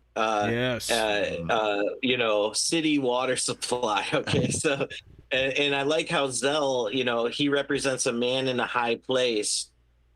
He has all this power, all this prestige, all this history, and he's got all these diamonds and wealth, and but his own sadistic nature trumps his commitment to the material wealth. He's actually a spiritually evil guy at the end of the day. Yes. Like it transcends his material gain. He just genuinely is spiritually evil. And so I love how his diamonds fall through the floor and then he falls down the stairs. So he's knocked down from his high place. He's brought to the lowest low, which is a city sewage pit. He's literally in feces water with his cast out diamonds. I thought it was fantastic. I thought the metaphor of that scene was really brilliant, and the fact that it's a spiral staircase. You could tie that into like conscious, subconscious, the Masonic ideas of the spiral staircase. So I thought that was interesting as well. And he's also killed by the very blade that he has betrayed so many with. That's he is right. killed by the same weapon. Exactly. He's got this wrist blade that he shoots out rapidly and just kills people. He killed Doc with it. And who knows who else he killed? He seems very free and willing. Trick up his sleeve. Yes. Yes. He was killed by his own treacherous blade. And very symbolic in that. I'm not doing that justice, but like, you made a good point with like, you're in a place that takes filth and cleanses it. This place cleanses filth. And what is Babe doing in that scene? He's taken Yeah. the filth out From of the this mouths world. of babes. From the mouths of babes. Josiah, what do you think? I think about Zell as that scene was. It was really important to me because I think of Zell as like the devil in the garden was one who's like, who told you not to eat of the tree? I'm just as, my name's Christian Zell. I'm just a good man, and I'm going to torture you severely, but I'm going to sell the world who my innocence is, and, show the horrificness of what evil is. And I really believe in that scene that it was a great moment of the devil getting his due, and I Yeah. enjoyed it so much, and I was like, why am I enjoying this so much? And it was like, because I'm enjoying it because I'm a sinner and I've fallen into that trap so many times. And those moments in my life where I'm like, no matter we look at, metaphorically or not, those times in my life where I say, I I rebuke you, and I'm not gonna fall into your trap again. I'm gonna put the diamonds in your mouth and say you're gonna eat them or whatever. I felt that was a place that Babe was. I'm not under your control anymore, and my brother was affected by you. My brother was killed by you, and so from an Orthodox perspective, I feel like there's a message of overcoming our sinfulness through saying, you know what, I'm going to remain resolute and have wisdom. And I think there was some wisdom that Babe encountered throughout his ordeal. Mm. Yes, and one last thought. I just had it while you said that, and this is why I love our discussions. Diamonds are often in the occult associated with Lucifer because diamonds are a prism of light. So you have your pure white light beam enter the diamond, and it reflects a rainbow. Hence why a lot of the Luciferian stuff is associated with rainbow, because it divides the pure unity of light into distinct branches that compete. And so it's an interesting metaphor there with the diamonds. And of course, diamonds are created under pressure. So I think there is some esoteric layers we could dive into with the diamonds. We don't have to do that right now, but for food for thought for any of the viewers out there, just think about that. I think that's interesting, actually. Excellent. I'm done on my end, Nick. Are we going to go to your thoughts, or are we going to go to like what's coming next? Hey, let's reinvent the wheel, boys. Hold on. Before we reinvent the wheel, and don't talk that way about the wheel, all right? We can't betray the wheel, all right? The wheel will taketh as soon as it will giveth, all right? Don't doubt the powers of this wheel. We're just aiding the wheel, okay? The wheel needs our help. Yep. But I want to ask real quick, and I'll go first after I ask this. Two questions. One, this movie, fantastic? Excellent movie, one of the greats, yes or no? And then also, was it a movie worth talking about? I'll go first in saying, not only is this movie freaking awesome, okay, it's an absolute classic, and I was wrong. I was wrong because, to answer the second question, yes, this movie was worth talking about. I can't put a number rating on it, but... yeah, no, I love this movie. It's a classic, and I recommend you guys watch it if you haven't yet. Jason? I'm kind of in your position. I initially didn't find this movie, I think comparison robbed me of appreciating it, because I was comparing this to other films I would consider worth talking about. And initially I thought, I don't know if this movie's worth talking about, but after we actually talked about it, I agree. I think it is. I think this movie is wonderful. I would give it a higher rating now after we talked about it than I would have initially on my first watch. Right. I think this was a great movie. I think it is worth watching, worth talking about. And Josiah. Yeah, I'm with you both. Like I was in your same boat. Like, well, it's like, okay, well, it's not the best movie on earth, but once I heard you guys talking about, like, man, this is has so many more layers of truth and it skins the onion that we pull back, and so I say it's worth talking about, and I would say it is definitely now a movie I will watch again. Will I have it in my collection? I don't know, but I actually now want to watch it again. So I wasn't going to before, but now I will because of your commentary. Yeah. So I'm so excited to watch it another time with new insight. It's crazy how comparing it, when you try to Yeah. compare it to other things, especially modern stuff, Hmm. it could really be slept on. But no, this movie's an absolute gem. Watch Marathon Man, a movie about gems. Okay, so Oh, I see what you did This there. thank you. movie, this Thank you. movie was a real diamond in the rough. Oh my God, dad jokes. Also, Jason, I want to note, you got people demanding you make your own channel.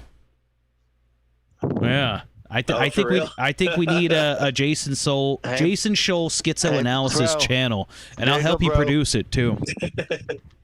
Hey, bro. But also, audience, we're all don't behind you. don't give him I ideas. appreciate- I need him on my panel. All right. Yeah. Okay. Wheel time. So we're tearing apart the wheel. Okay. We're tearing it apart. There's too many. There's a lot of really good movies in there, but I want us to be able to put our movies that we've seen and we really want others to see, so we could talk about them, and B, a couple movies we haven't seen but we've heard others talk about, and we want to sort of find the time to be able to appreciate them as well, because it's hard to just. I can't tell you how many times, like, especially at work, people are like, "You haven't seen that movie?" I'm like, "There's a lot of movies. There's a lot of movies. I can't watch them all." Yeah. Yes. I just got Mic into drop. it yesterday with a bunch of coworkers. They're like, "You haven't seen Coraline?" I was like, "I haven't seen everything." Jeez. But Yeah. what being a part of this movie club does is it's just one movie that, just one movie a week where we can all sort of engage in a group discussion. And I don't know about y'all, but like us in this panel and a few of you in the audience, we talk about it throughout the week, and it's nice. It's nice. It's one thing we could talk about that isn't just the dread of the world that we live in, this fallen world. Absolutely. And that's miserable. I'm tired of talking about that stuff. We all know what's going on. I want to talk about a movie. I want to talk about a relevant movie with friends. So I figured the best way to go about this is we rebuild the wheel, and Static get 5 movies together. All right. Static cannot take part in this panel, but I hope he will come back for the next one or in the near future. We love you, Static. I'm putting each one of us put together 5 to 6 movies. Most of them movies you've seen and you want us to talk about, and throw in 1 or 2 that you haven't seen but are probably going to be worth talking about because you've heard others talking about them. Let me give you an example with my list. All right. I tried to be diverse with this. I picked 4 movies that I have seen, and I want a panel discussion on them for sure. And that is The Darjeeling Limited, Cool Hand Luke, The Butterfly Effect, Nocturnal Animals, and then 2 movies I haven't seen, The Royal Tenenbaums and Dark City. That's my list. Dang. That's my list. I want that added to the wheel. Yeah. Dude, when we get to, any movie on that list that I've already seen, the first 4, like, yeah, I got a lot to say about them. And then the other two, we will be doing a panel. Suzanne, you don't have a choice. You're going to be on that panel. Mela wants to be on that panel. And Dark City. I know very little about Dark City. I know a decent amount of Royal Tenenbaums, but I haven't seen it all the way through. But I am a huge Wes Anderson fan. The man is just in the color palette choices like alone that he picks in his movies for atmosphere. I'll watch any Wes Anderson movie. The man is a incredible director. But that's my list. So here I'm gonna go into the wheel. Great wheel. I'm sorry to disturb you, but I'm going to edit this list. So that's my 6. Who wants to go first? Or second, I guess, with their additions to the wheel. I have to remember what I said to you. I have to look on it right now. Oh, gosh. Okay, I could go into DMs real quick, right? Let me look. Yeah, go. Actually, it'd be easier if you did.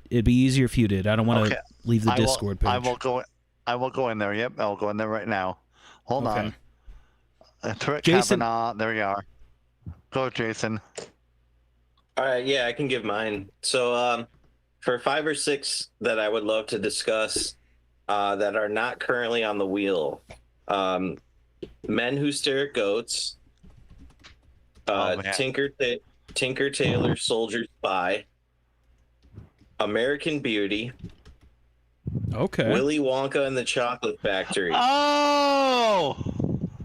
The Razor's Edge. Not the 40s one, but the remake with Bill Murray. What was that from, 84? Razor's Edge.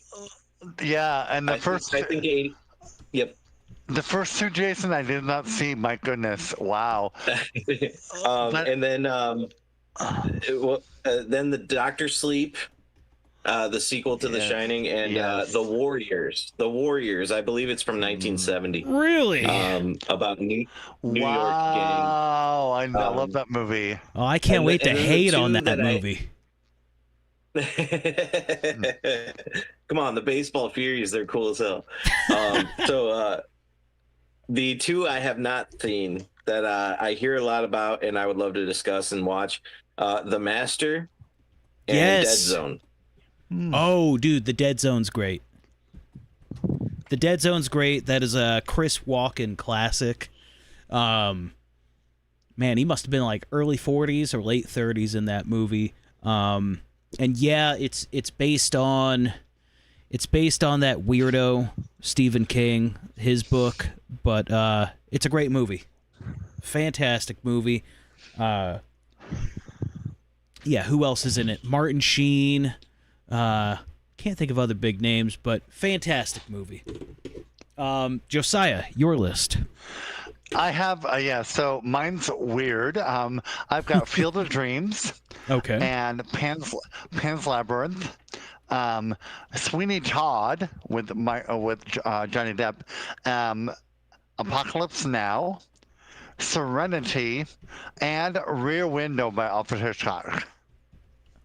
Okay, that is a very diverse list. It's very diverse. What was the last movie?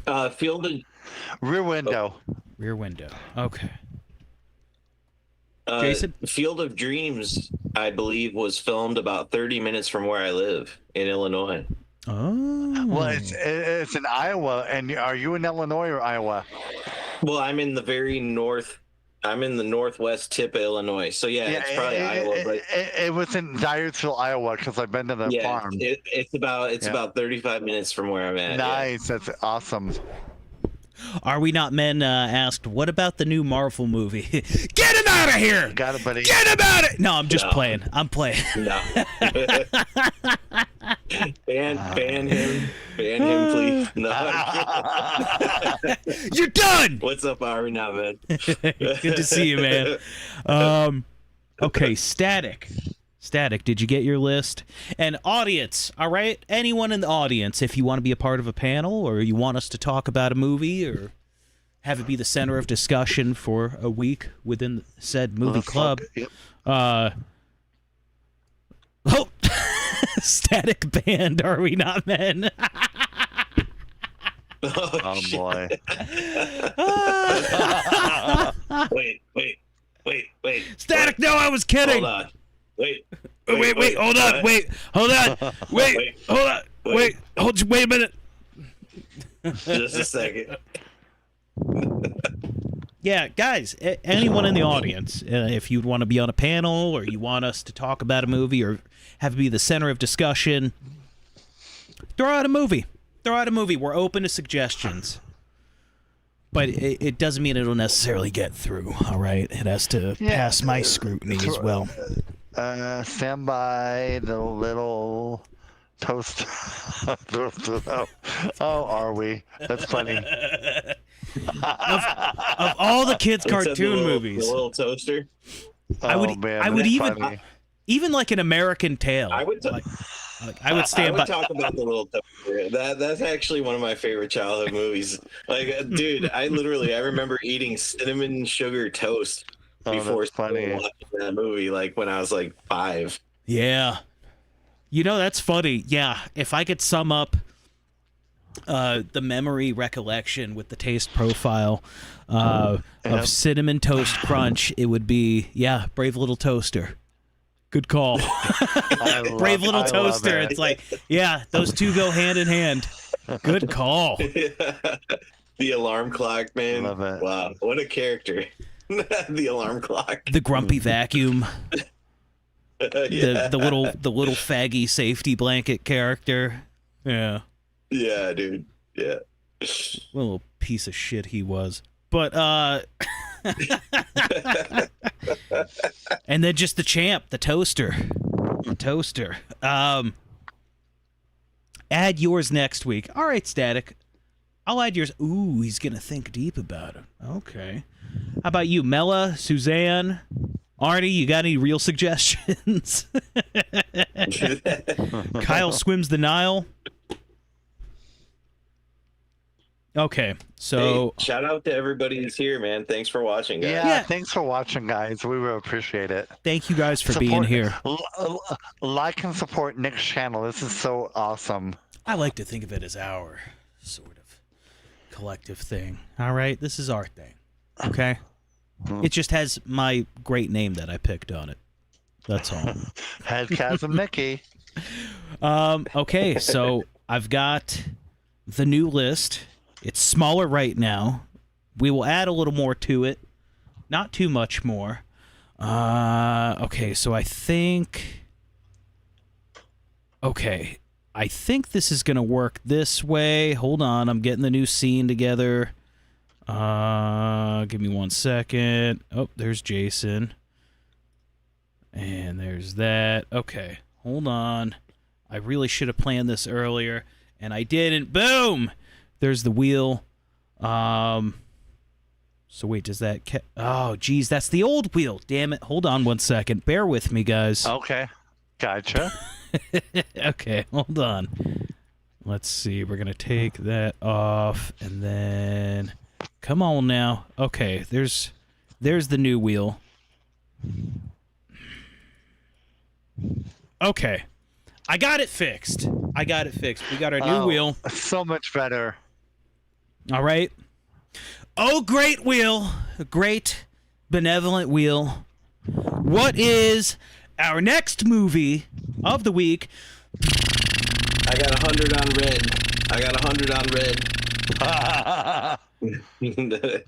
Oh, it's one of Jason's picks. American my Beauty. Gosh. Oh, wow. Oh, what a movie. Oh, my gosh. That is the movie of the week, starring outed You could talk 9 homosexuals. years on that. Are you sure? What do you mean, am I sure? You don't have a... Oh, I don't know. Maybe you thought I was gonna do the thing we talked about earlier? No, I didn't have time to prepare that. Yeah, I didn't have time to prepare that. Okay. But no, we'll do American Beauty, and I joked earlier about trying to trick the wheel. Okay, you can't trick the wheel. There's no deceiving the wheel. The wheel decides. All right. The Great Wheel decided American Beauty is the movie of next week. Okay. I am sorry, Great Wheel. He did not insult you. I did not conspire against you. Okay. You have decided The Wheel picked American Beauty. That is the movie of next week. You guys excited? You got a lot to say about it? I love it. Excited. I think it was a pretentious piece of shit. And I can't wait to shit on it next week, next Monday, when we all come back together. Let's go. Let's go watch that pile of dog shit. American Beauty.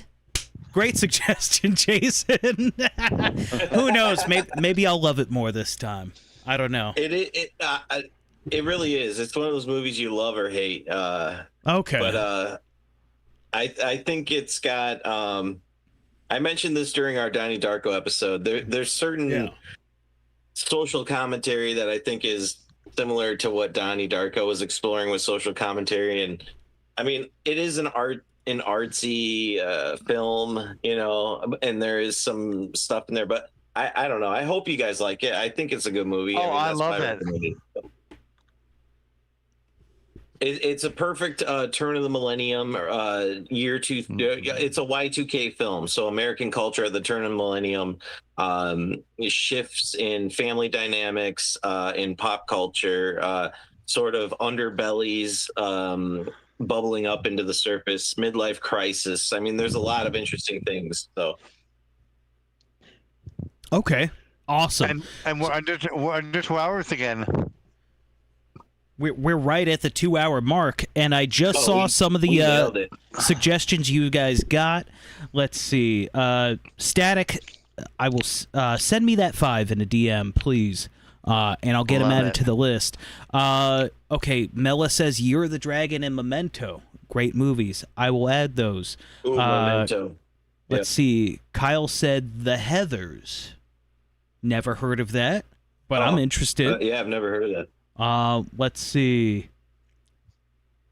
What else? Oh, Are We Not Men says, I'm going to rewatch The Brave Little Toaster this week. I remember it being heavy when I was 5. You know what? You know what, Arnie? I'll watch it too. How about that? I'll make the time to watch 2 movies this week. Side movie, we're watching The Brave Little Toaster, and we'll do a commentary piece on it. How funny. Yeah. How about that? How about that? All right, guys. Once again, I did not have the time to make an outro sequence. I'll probably work on it tomorrow when I'm not working on that video stuff that I probably shouldn't talk about. I don't know how secret it is. But, yeah. Thanks for watching. We'll see you next week, same time, 8 p.m. Central. I'm excited, and I'm always happy to have y'all here at the Monday Movie Night, Monday Movie Club. I am Headchasm. This was the panel. Jason, where do we find you? Instagram. That's really the only place you can find me. JSN Shoal at Instagram. I post a lot of movie takes and art and stuff on there. I typically, when I make posts, they're purely to make me laugh. So it's mostly for my own enjoyment. But yeah, if you want to follow me or hit me up on there, that's always cool. I'm on there. Excellent. Josiah, anything you want to plug? I don't have anything to plug. Just pray for me because I have discernment about where I'm going to serve God and priesthood or where it's going to be. So, yep. Absolutely, brother. All right. Yep. Suzanne says, get a kazoo and play us out. All right, everybody, hum your favorite song. Love it. It's not the same song. Hum it at the same time. Oh, my gosh. No.